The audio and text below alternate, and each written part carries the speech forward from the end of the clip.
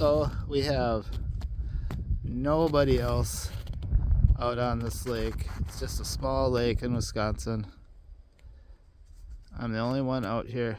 It's nice and quiet, peaceful, beautiful sunny day. A little chilly, but it's nice and warm in the shack. And I'm in about 25 feet of water, which is relatively deep for this area. And I have zero sonar or electronics. And it took me about 10 minutes to find the fish. And I'm getting one fish after another. I might not take home any trophies tonight, but it is beautiful. You do not need a ton of money to go out and catch fish.